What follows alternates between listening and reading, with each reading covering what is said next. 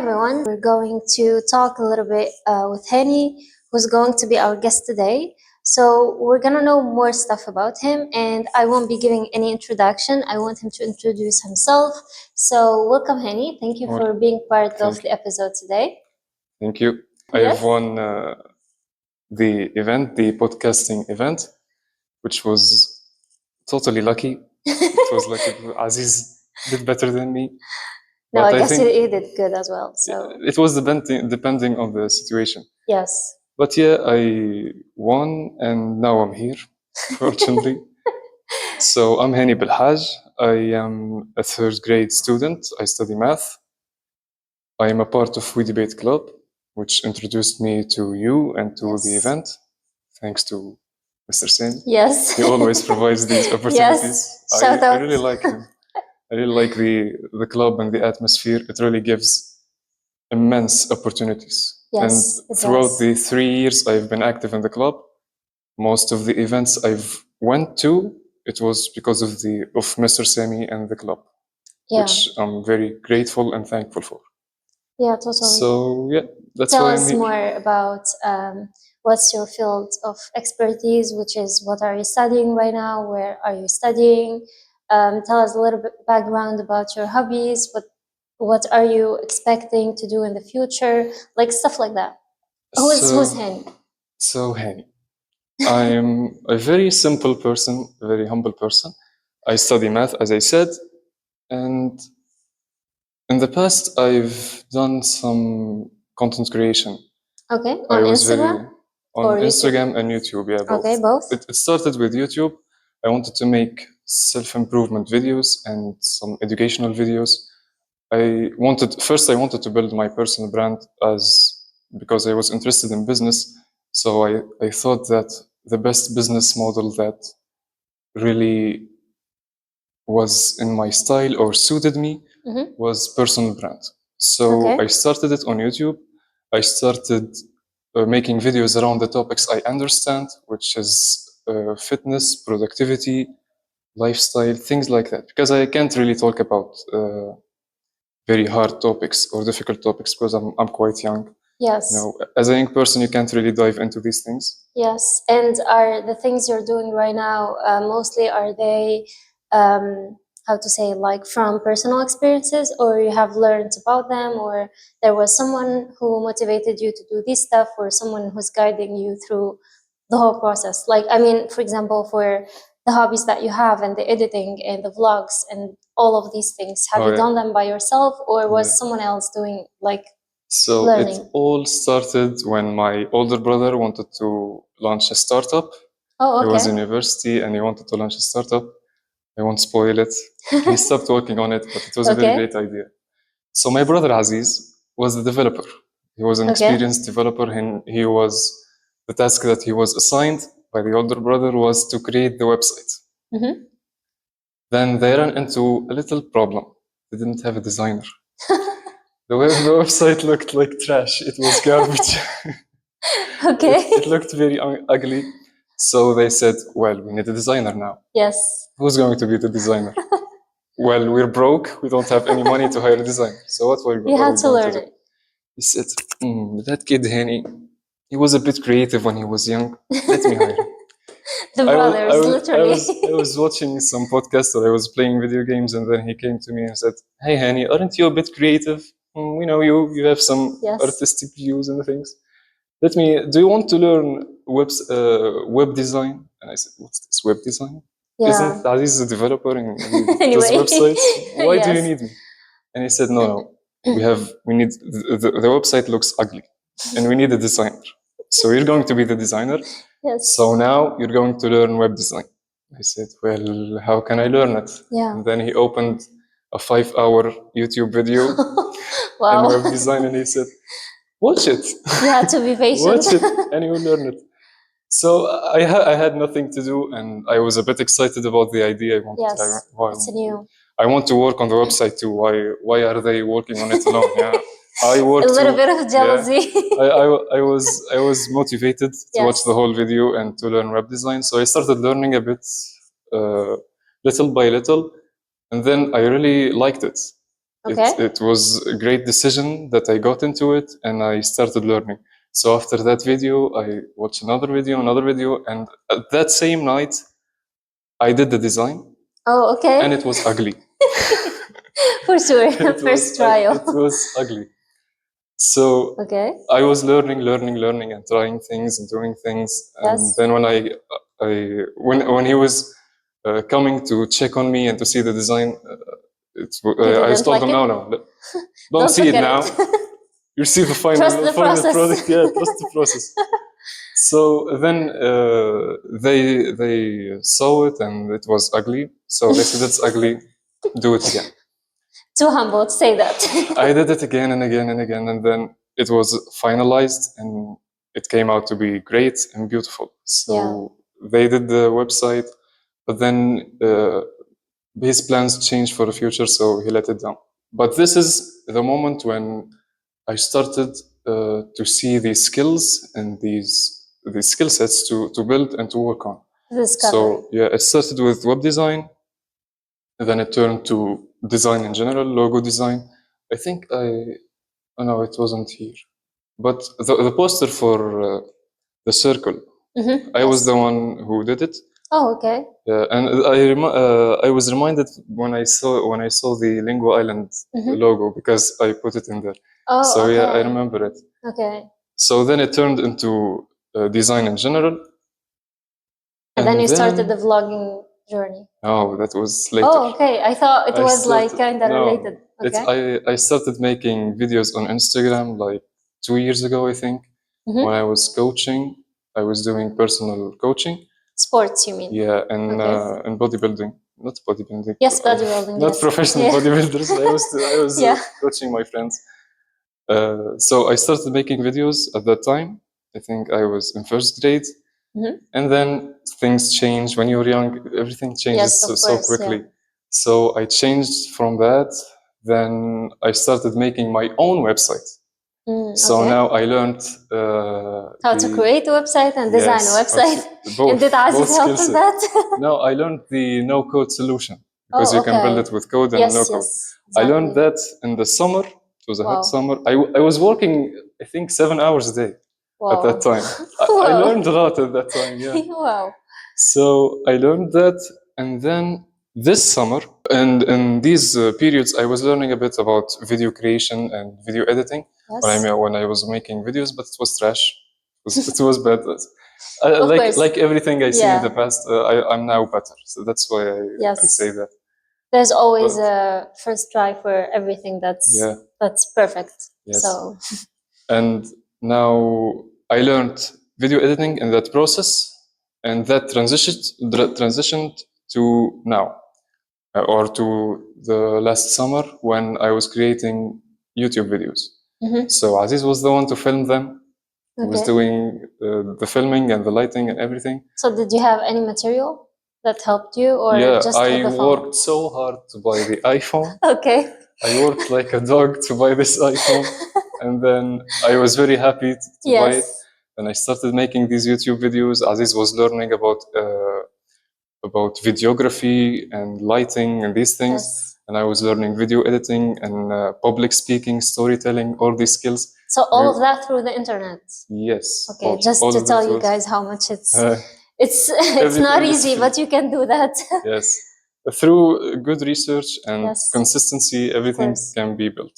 Practice makes perfect, as I say. Yes. So Aziz started working, I started working, and then we started making these YouTube videos.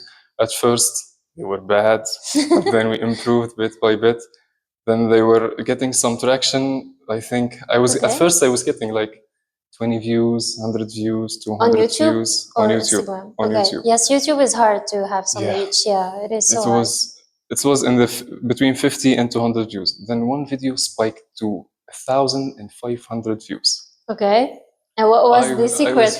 The video was the title and the theme. The title was How to Build Dark Confidence. Okay, so the title is a little bit already a mystery. Yes, it was a mystery, and the thumbnail was perfect. Everything was perfect in that video. It was a masterpiece. And from there, I started building a bit by bit until I reached, I think, 300 subscribers. Okay. And then at that period, my friends started telling me that, Heni, why don't you do these videos on Instagram? You would blow up on Instagram. It would Yeah, it's an be better. easier app. Yeah, the reach would be better. Everything would be better. Yes. And at that time, it was the first semester, and you know, third grade math is a bit hard, and you need to Yes, it balance is. things. So I said, yeah, Instagram would take less time, and it would result in more reach. So why not? Especially in Reels. Yeah. So I started making videos on Instagram, and in Instagram I started with vlogs, because in YouTube I started making self-improvement videos and educational videos, and then I transitioned to vlogs, and it was more fun and exciting. Okay. It was a whole different game. So I really Yeah, it enjoyed it. is. I liked it. And then I posted my first vlog on Instagram, which was a masterpiece again. To this day, my friends still tell me that was That the video, first yeah. video you made. It was the best. Yeah. Even the videos I posted after this, not on the same level. Yeah, they're good. They did a good job, Yes. but not like the first one. And yeah, that was it. Now I in the holiday, as I got bad grades in math and physics, so I started replanning my life and replanning my decisions. So rethinking everything yeah, all over. I was saying that, why would I do vlogs now? Because now I need to focus more on my studies, at least in Yes. these 2 years, because it's a big project, needs a lot of hard work and a lot of time dedicated to it. So I decided to minimize video creation and focus more on studying. So now I'm going to focus on studying, and if there is an opportunity and if I have time, Yes. I will make For some holidays, vlogs. probably. Yeah, and holidays and weekends maybe, but it would be Yes. Less active. not frequent, and I wouldn't be very active. Yes. That's it. Because now I'm trying to focus more on my studies. Yeah, and this is something to bring up with balancing your life with your hobbies.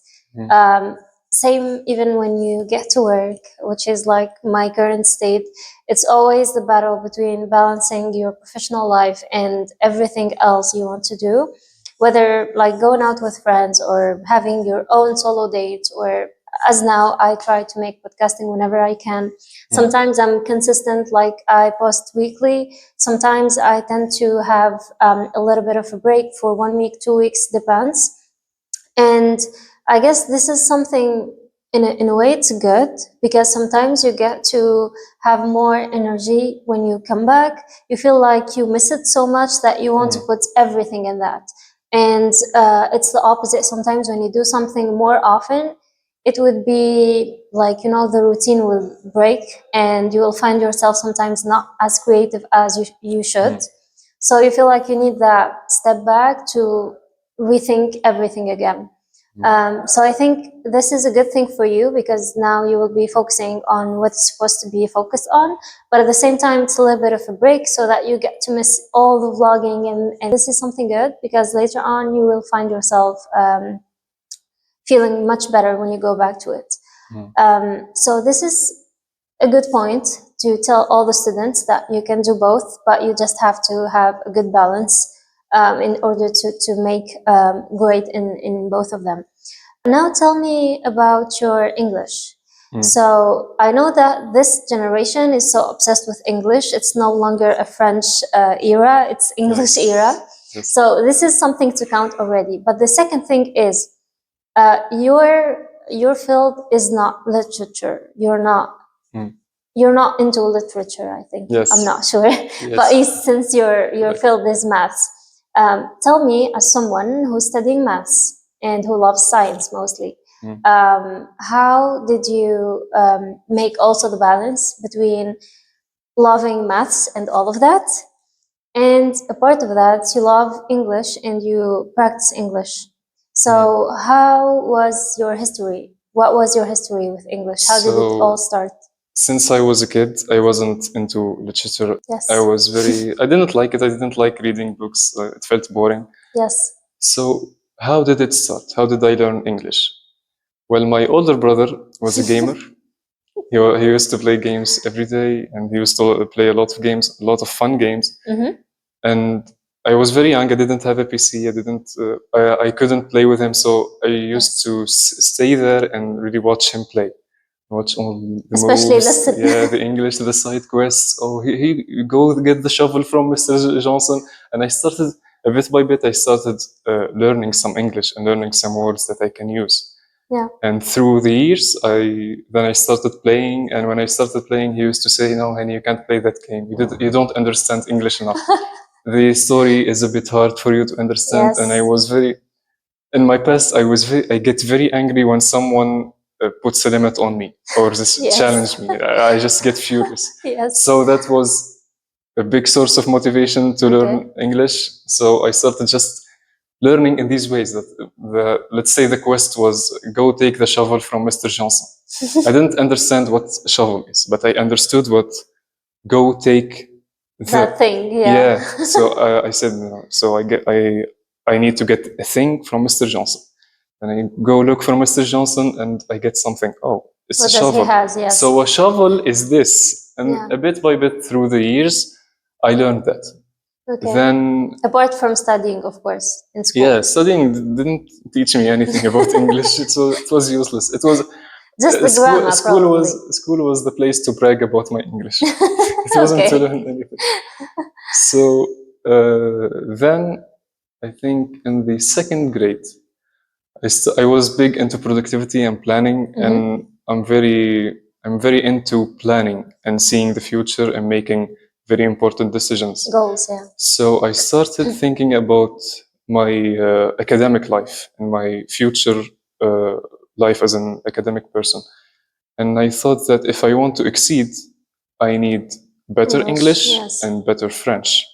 And I was stupid in French. So I started planning ways to learn it and to get better at it, and to also improve my English, because there is levels to English. Yeah, of course. My English isn't Same for that French, good. Yeah.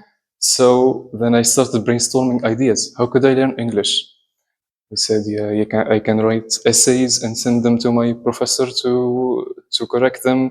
I can listen to more podcasts, listen to songs and things like that. But I said that the level I'm at that moment wasn't going to improve from watching series or films. It had to be reading, writing, something like that. Yeah, something professional. So I got the idea to join the club, the debating club. We debate. So how long have you been with them? Sorry? 3 years, 4 years? I've been for almost 3 years, because I joined late in my in the first grade, late that year. So I decided to join We Debate. I decided to start writing essays and correct them. And bit by bit, I started getting better.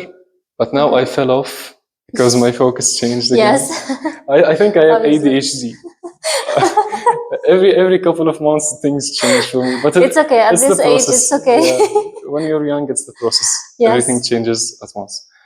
So yeah, so I learned English from watching series, from gaming, from things like that, because it was fun. And anyone who wants to learn a language, my biggest advice and the first advice I would give is don't join a school, don't do anything like that.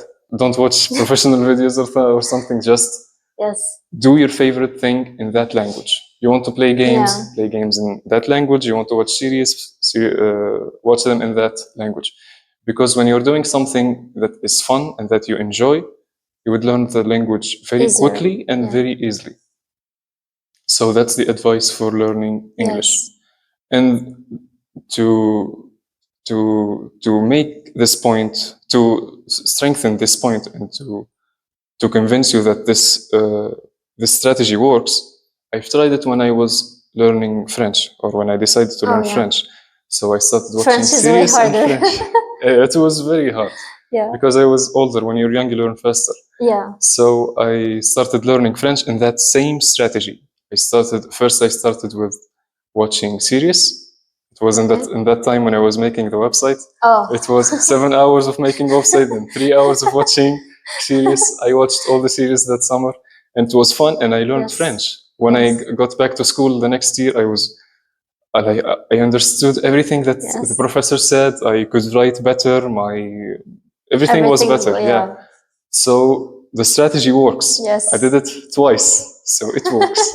this is how my language learning improved. It wasn't about literature, it wasn't Okay. about reading books, but now I'm interested in reading books. Okay, Yeah. now things Yes. changed again. Now things changed. I'm interested. Yes. It started in first grade. I started reading books in English, Okay. and now I was motivated enough to start reading books in French. French. So my friend gave me The Alchemist. I Oh started yeah. reading in Yeah, French I don't know why people always recommend this as the first French because book. it's fun. It's super fun. It's like a series. Do you even believe that till this day I didn't read it? For me, it was worth because I needed to learn French and I needed to start reading books because Yes, both. I have to now get to the level of professional French and very Academic formal French. French. Yes. Yeah. So I was motivated to start reading it, and everyone hyped it up, as you said, even in Yes. my circle. So I got into it, and I wasn't disappointed. It was very exciting to read. I didn't finish it to this day because I was very busy with exams. But yeah, At least you started. yeah, at least I started and I kept going. And in English, I've read a lot of books. Okay. A lot of. What kind of in English, books? I read. The thing about me is that I read with objectives. Oh, okay. I don't like reading. I like Okay. reading about something and Okay. learning something from And that that's it. reading. So I started reading the Alchemist for French. Yes. And in the past I read books about productivity and about self-improvement and self-development. And the best book I've read to this day, and I'm still applying the rules I learned, was The One Thing. The book was called The One Okay. Thing. The One Thing. And do you know this book? No. So Is it about business? it's about life in general, but yeah, it's okay. applied in business a lot. I kind A of feel lot. like I have seen this title in business or something. Business Yeah, like books. maybe, yeah, because it's known in that atmosphere and Okay. that environment. Okay, probably. So then, yeah. the biggest idea in that book is that in your life and in every domain in your life, there is one thing that is the most important, and by doing that thing, everything else that you could do will become useless or unnecessary. If you study math and physics relentlessly, then every other subject unnecessary to study, or let's say the efforts you need to succeed in or to get a good grade will uh, will diminish because you Yes. have focused on one thing. So this rule I apply to this day. I applied it in the past when I read the book, and I apply it to this day. It was a very important book in my life, and it had helped me make a lot of important decisions. So that book was phenomenal. So But you think it's better to focus on one thing and make it perfect and then probably step out to another one rather than doing everything all at once all over the place, and then you will not have the focus to any of these and you won't make any progress in each one of them. yes, because if your focus is spread out thin, you won't improve in anything. Okay. Simple Yes. as that. Yes. And there is an image that a book made it very popular. I didn't read the book, but it was about the same topic. Mhm. I think it was, I forgot the title, but the book is about the same idea, and the image he used was two circles, Okay. and each circle is referring to energy. So this circle is energy, this circle is energy.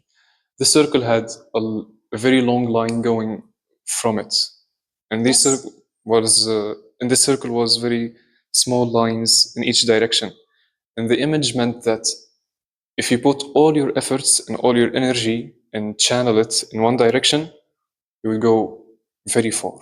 But if you do it, if you do some energy here, yeah, I do some fitness and some of that and some of this and some of Yes. this, All shattered. then you would come short in every single direction. So you won't reach Totally. the biggest level or the best level in Productivity. everything. Yes. So that's what I believe in. But I also believe that in making balance. You Yeah. don't. So you have to don't make stop. balance. You don't stop going to the gym and stop studying and stop everything for one Yes. thing. I think that you should focus in one thing, But just spread the energy throughout yes, all these. yes, and the things that you don't want to focus on, just put the minimal effort possible to maintain it. Okay. So Yeah. for now, if I'm going to, so now as that I want to focus on my studies, I won't stop going to the gym and I won't stop training, but I will do the minimal effort possible to maintain my skills and my physique. So Yes. this is the best advice I can give, and this is the best interpretation I got from the books I've read. Okay, and did you read anything about public speaking? Because I've heard that you're a good public speaker. So the Or one, is it just your love to public speaking? so it's a combination of a lot of things. Okay. The first thing was, I think that I'm naturally a bit gifted in it. Yeah, yeah. That surely has to be Because something in there. we debate a lot at home, me and my brother and my father. Okay. We are very used to debates, and the best thing about our debates is that my father likes to be very professional at home and Okay. very academic. So we don't just yell at each other and do these things. We Arguments. start our debates, we start our argument very professionally and very elegantly. So this is one part. The other part is joining with debate. Because when you debate, you debate in each week. So each week you have a chance to improve and to practice more speaking. Yes. And as me and Aziz, we don't just speak in the club. You speak at home. At least, yeah, we speak at home. And I also watch a lot of great public speakers and Okay. analyze them. And this summer, I started analyzing very great public speakers. The public speakers that really attract your attention and captivate your attention. So I started watching a lot of videos and courses about body language and change in voice.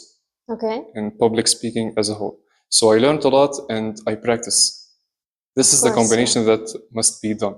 You need to learn in theory and also practice. Practice, yeah. And this is where the importance of the club comes into place. Yeah. The other thing is, I think last year I read a book called Storytelling. It was about storytelling, and the title was Storytelling. Storytelling, yeah. Boring title, but it got the job done, and the book was popular. So that book was very rich in storytelling, because the storyteller was a storyteller. He was a very active storyteller, and his strategies were phenomenal and very practical. Okay. So the one lesson I want to share with you is, and I think it was the most important lesson, is that every person, if I tell you now, tell me a story, you would panic and you would say, what story? I don't have stories. I don't have stories. But he said that every person has 365 stories a year. Yeah, so you have daily. A story every day. Yeah. The thing is that no one captures their stories. Okay, that's nice. And the lesson he gave for that, yes, to fix the problem, is to capture every story in your day. And how do you do that? Every night before sleeping, you say, what's the one unique or special thing that happened to me today? It's like diary. It's like writing your diaries. Just to capture the moments. He called it homework. Oh, okay. He called it, no one does homework. Yes. So you must start doing your homework. Yes. So since I've read that book, I've started doing my homework. Amazing. For example, today when I get home, when I start doing my homework, I will say that today I did a podcast with Nour. Yes. So it was a story. Yeah. Maybe 5 weeks from now, in one gathering, I will need a story. So I will take the story. And this is the importance of the strategy in that book as a whole. And in that book, this was just the part to capture stories. But then he expanded and he explained how to craft stories. Okay. And storytelling as a skill, I want to expand on that. Storytelling as a skill isn't just telling stories. Yeah. Right? You tell it, of course, vocally. And it's not even easy, even if you tell it. Yes. Let alone so it has to be practiced to tell a story, and storytelling is in everything. Yeah. Everything that captures your attention is storytelling, and it's perfected to be a good story. Let's say podcasting. A podcast to be a great podcast, the podcast needs to have a story. Yes. And a very neat and story that's going to make it perfect. Also in videos, in movies, I see it a lot after reading the book. Yeah, of course. I see it and I really enjoy analyzing it and seeing it. Even in series, it's perfection in series. Yes. It's very, And it's hard. yeah, it's very It's hard very to hard. perfect. Yeah, it is. The people who do it, maybe it's by luck, but Not like, I guess. sometimes it's just the pieces coming together. Yes. Well, it's like my first vlog. My first vlog, when I analyze it, it just came perfect. And it wasn't. It was just a glimpse of pieces Yeah, of stuff. pieces come together and a masterpiece is created. Okay. So that book was great. It has to be in you anyway. It has to be in you. You need to have the At skills, least, and yes. you have to try and have to do things. But God gives you, God gifts you when Yes. you give efforts and when you do things. Yeah, totally. So that was the storytelling book, and that was how I improved my public speaking, because I like to improve things. Even when I'm good at it, I want to always go to There's the always a next level. space for Yes. improvement. I remember my manager used to say this, and I guess it's true, because the human being tends to feel like they know everything, and if they master something, that's the maximum. But at the end of the day, it is not. There's always someone who's better than you. There's something else to learn. And I think this is very important. It's a very important point where you say, I always want to improve myself. Yeah. Because that also gives you purpose to life. Because if you don't have any purpose, that means that you don't want to improve, and that means that you have no goals. Yes. And all of a sudden, we're going to talk about depression. I mean, if this happens, you're going to end up feeling depressed and sad, and you feel totally unworthy. So yes. I think it's a very good point, and each person has to feel that they need to improve something. If you're an English teacher, or if you're a doctor or something, you always have a space to learn more and more, because I feel like we're in a world where there's always progress and everything is changing. So you have to be updated to all the changes that are going on in this world. So thank you for bringing up this point, because it's very important. Just to end our episodes, give us one word to your generation. Just a piece of advice that you want to tell. Whether this is a hard question. Yeah. Always when I make vlogs, when we film vlogs, me and Aziz, he says always, Heni, give us some motivational speech. And I used to panic. Yeah, I always the closure panic. is always hard. Yes, and when I make some motivational speech or something motivational, I always look fun. So I'm not going to try to do it this time. Yes. This time I want to make something logical, and I want to say something logical. It's okay. It can be anything that comes to your mind. Don't feel obliged to make something professional. We already talked about your hobbies. We talked about improving. I think the one lesson I want to give, or the one advice I want to give, which is the advice I always give to myself, is be consistent. Yes. Because so many people say, be consistent, yeah, be consistent. But I think not many people understand what being consistent is, and the importance of being consistent. Anything, actually. Yes, in anything in life. Yeah. When you stay consistent, sometimes it's not about improving in that one thing. So let's say someone wants to study more. Someone wants to become the person who studies 4 hours without feeling burnt out.